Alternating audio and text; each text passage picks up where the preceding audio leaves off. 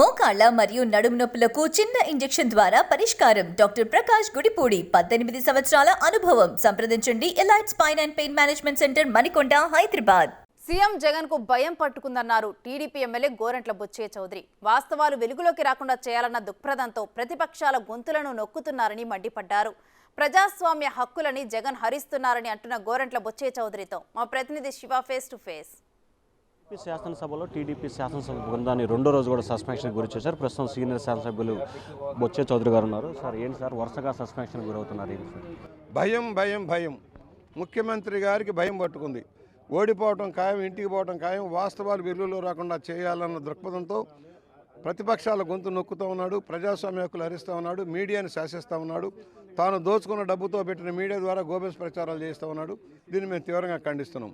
అనేక సమస్యలు ఉన్నాయి రాష్ట్రంలో.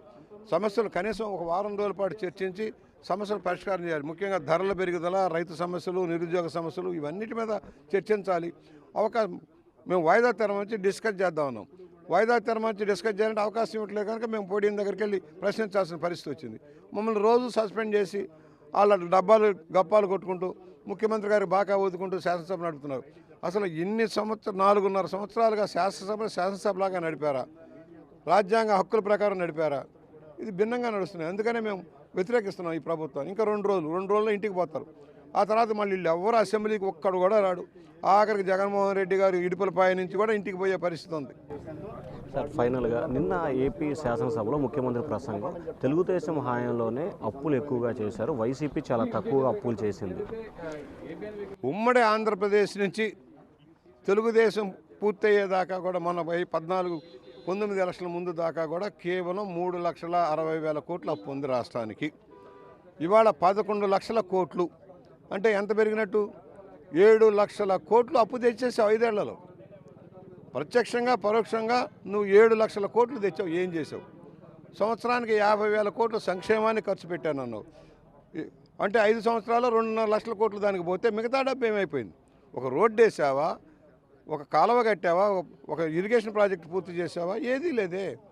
ఏ ప్రాజెక్టు పూర్తి కాలా, అన్నీ అసంబంధమే.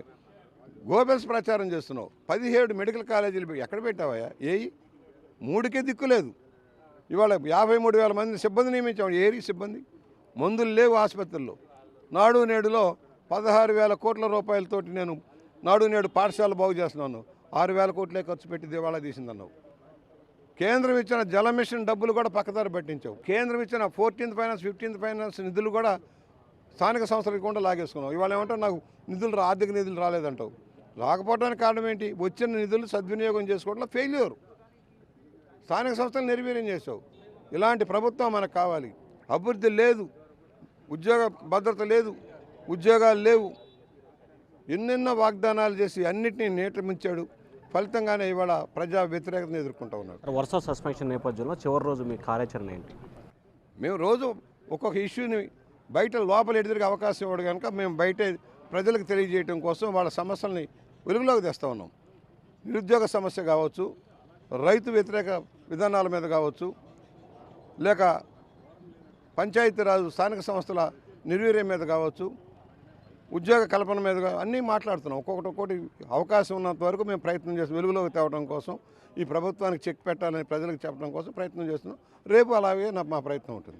సో ఇది మొత్తం మీద చూసుకుంటే ఆంధ్రప్రదేశ్కి సంబంధించి కూడా ప్రజా సమస్యలు పరిష్కరించడంలో ఏపీ సర్కార్ ఘోర వైఫల్యం చెందింది. ప్రజా సమస్యలపై తాము చర్చిస్తామని చెప్పి కోరుతున్నప్పటికీ దానికి అవకాశం ఇవ్వకుండా భయంతోనే తమపై సస్పెన్షన్ గురి చేస్తున్నారని చెప్పి సీనియర్ శాసనసభ్యులు బుచ్చే చౌదరి ఉన్నారు. వీడియో సురేష్తో శివ బిగ్ టీవీ అమరావతి.